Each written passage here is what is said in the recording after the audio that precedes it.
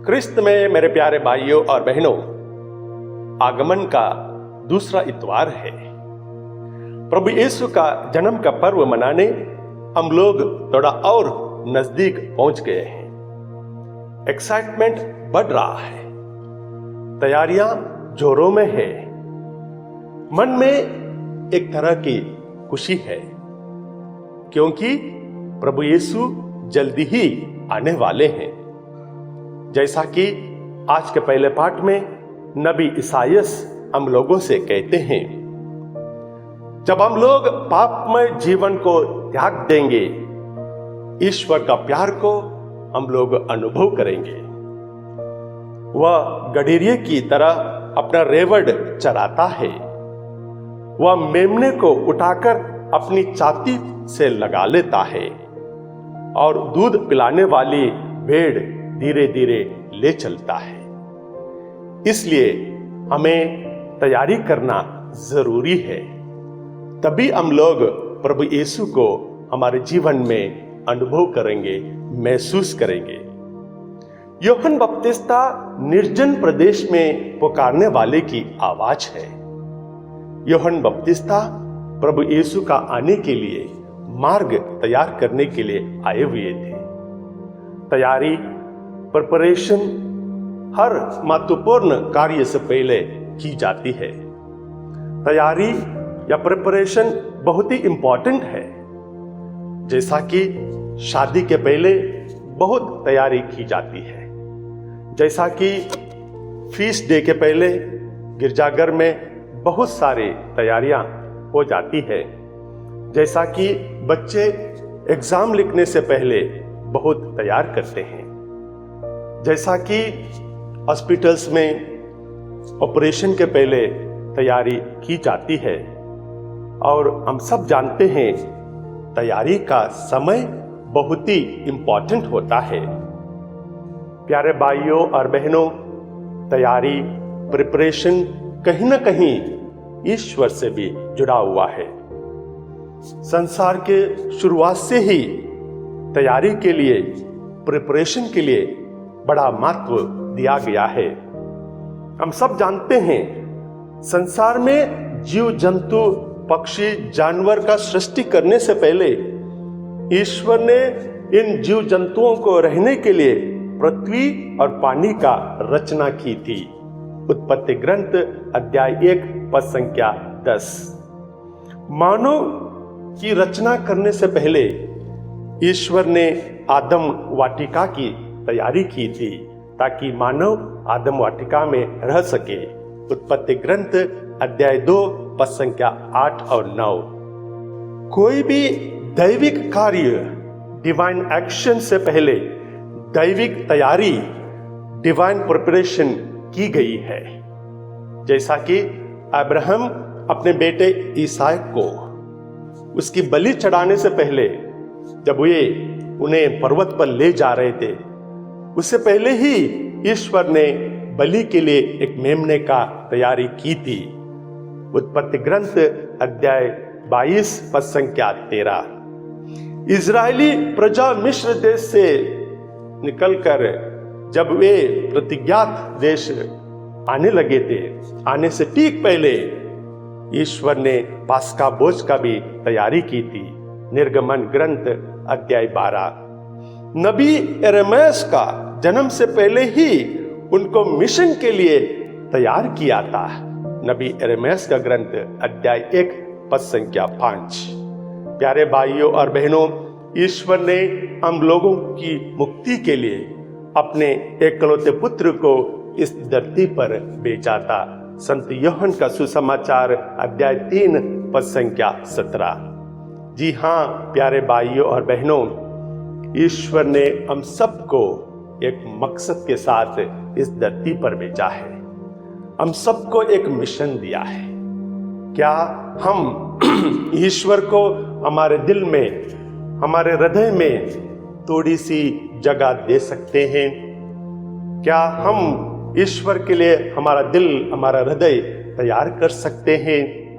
क्या ईश्वर के लिए हमारा दिल में, हमारे हृदय में जगह है? हमें इसीलिए आगमन काल दिया गया है ताकि हम ईश्वर के लिए हमारा दिल दे सके, हमारा हृदय में थोड़ा सा जगह दे सके। इसके लिए प्रिपरेशन करने की जरूरत है। प्यारे भाइयों और बहनों, जब कोई रोड कंस्ट्रक्शन होता है तब 3 चीजों को की जाती है: लेवलिंग, फिलिंग और मेकिंग प्लेन। और इन तीनों चीजों को हम लोग अपने आध्यात्मिक जीवन में भी लागू कर सकते हैं ताकि हम आध्यात्मिक तौर पर अपने जीवन में तैयारी कर सके। पहला है लेवल द माउंटेन। जो उबड़ कबड़ जगह है उसे समतल करना। जी हाँ प्यारे भाइयों और बहनों, हम लोगों के जीवन में ऐसे छोटे मोटे माउंटेन्स हैं, जैसा कि एरोगेंस, जैसा कि एंगर, जैसा कि प्राइड, जो हमारा जीवन को उबड़ कबड़ बना देता है। उसे हमें काटना पड़ेगा, उसे हमें समतल बनाना पड़ेगा। दूसरा है फिल द वैलीज। जो हमारे जीवन में गड्ढे हैं, एम्प्टीनेस है, उसे भरना होगा, जैसा कि फेलियर्स, जैसा कि डिसअपॉइंटमेंट्स, जैसा कि लोनलीनेस। इन चीजों को हमारे जीवन में थोड़ा सा निकालना पड़ेगा और हमारे फेलियर्स को, हमारे डिसअपॉइंटमेंट को दूर करने के लिए हमें प्यार की जरूरत है, हमें पेशेंस की जरूरत है, हमें वॉचफुलनेस की जरूरत है, हमें काइंडनेस की जरूरत है, ताकि हमारी जो वैलीज है, हमारा जो गड्ढे हैं जीवन में, उसे हम भर सके। और तीसरा है make the rough places plain. हमारे जीवन में जो एटीट्यूड हम लोग रखते हैं, हो सकता है बहुत बार नेगेटिव एटीट्यूड हो सकता है बहुत बार खराब एटीट्यूड हो। हमारे जीवन में हमें पॉजिटिव एटीट्यूड रखना पड़ेगा। बहुत बार प्यारे भाइयों और बहनों, हम लोग लुकवार्म है, हम लोग कुनकुने हैं। इसलिए सुसमाचार कहता है तुम कुनकुने हो, इसलिए मैं तुम्हें अपने मुंह से उगल दूंगा। प्यारे भाइयों और बहनों, तैयारी, विशेष करके आध्यात्मिक तौर पर तैयारी बहुत ही जरूरी है। बहुत बार हम लोग पाप में गिरे रहते हैं और पाप से उठ नहीं पाते हैं। यूहन्ना बपतिस्ता हम लोगों को मदद करने के लिए, हमें इन पापमय जीवन से ऊपर उठकर आने के लिए मदद करते हैं। जी हाँ प्यारे भाइयों और बहनों, जब हम लोग पाप में गिरे रहते हैं, मदद करने वाले, पाप से वापस लौट आने के लिए लोग बहुत ही कम मदद करते हैं। Father Johnny assistant parish priest थे, साथ ही साथ उनको और एक पोर्टफोलियो दिया गया था, वे प्रिजन मिनिस्ट्री भी कर रहे थे। बहुत ही नाजुक व्यक्ति थे, बहुत ही टेंशन में रहा करते थे और उनका मनोबल उतना अच्छा नहीं था, क्योंकि जब भी वे प्रिजन जाया करते थे, जेल में जाया करते थे मिनिस्ट्री के लिए, वे घबराया करते थे, क्योंकि प्रिजन के अंदर जो अंडर ट्रायल्स थे, वे उनको अच्छी तरह से उनका देखभाल नहीं करते थे, उनका हंसी मजाक उड़ाते थे, उन पर भला बुरा कहते थे, उनके ऊपर सीटी बजाते थे।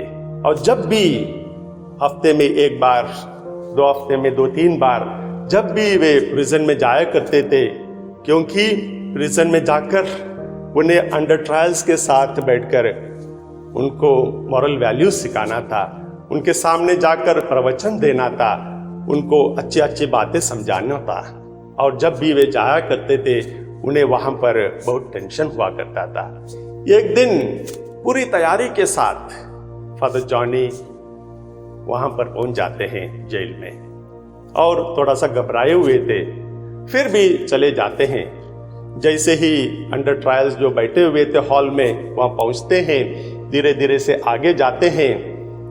जो अंडर ट्रायल्स बैठे हुए थे उन पर हंसी मजाक उड़ाते हैं, उनको भला बुरा कहते हैं, गालियां देते हैं, सीटी मारते हैं। धीरे धीरे फादर जॉनी आगे बढ़ते हैं। जैसे ही फादर जॉनी स्टेज के ऊपर चढ़ने वाले ही थे, फिसल कर उधर ही गिर पड़ते हैं, मुंह के बल गिर पड़ते हैं। उसे देखकर उन्हें उठाने के लिए कोई भी वहां नहीं पहुंचता है, परंतु और जोर जोर से आवाज होने लगता है। हर कोई उनके ऊपर चिल्लाने लगता है, हर कोई गालियां देने लगता है। छोटे मोटे बीड़ी सिगरेट के टुकड़े थे, उन्हें उनके ऊपर फेंका जाता है। फादर जॉनी कुछ देर तक वहीं पड़े रहते हैं, उसके बाद धीरे से उठ जाते हैं और धीरे से उठकर स्टेज के ऊपर जाते हैं और वो अंडर ट्रायल्स वहां बैठे हुए थे, उनके सामने खड़े हो जाते हैं। कुछ समय के बाद सब लोग शांत हो जाते हैं। तब फादर जॉनी जो बैठे हुए थे उनसे कहते हैं, जो अभी आप लोगों ने दृश्य देखा था, मैं अभी अभी गिरा हुआ था, मैं जानबूझकर गिरा था, यह कोई एक्सीडेंट नहीं था। मैं जानबूझकर गिरा था यह बताने के लिए कि जब हम लोग पाप में गिरते हैं, जब हम लोग गलतियां करते हैं, बहुत ही कम लोग हमारी मदद करने के लिए, हमें उठाने के लिए, हमें समझाने के लिए, हमें वापस ले आने के लिए अपना हाथ बढ़ाते हैं। परंतु बहुत सारे लोग जब हम लोग गलतियां करते हैं तो हमारे ऊपर उंगलियां उठाते हैं, हमें क्रिटिसाइज करते हैं, हमारे बारे में गॉसिप करते हैं, दूसरों को हमारे बारे में बताने लगते हैं। परंतु प्यारे भाइयों और बहनों, यूहन्ना बपतिस्ता ने ऐसा नहीं किया। उन्होंने हमें बुलाया है ताकि हम अपना पाप में जीवन को त्याग दें, एक नया जीवन शुरू करें, क्योंकि प्रभु यीशु जल्दी ही आने वाले हैं। जी हाँ प्यारे भाइयों और बहनों, हम आध्यात्मिक रूप से पूरी तैयारी करें ताकि क्रिसमस के दिन हम प्रभु यीशु को हमारे हृदय में, हमारे दिल में, हमारे घर में स्वागत कर सके। आमीन।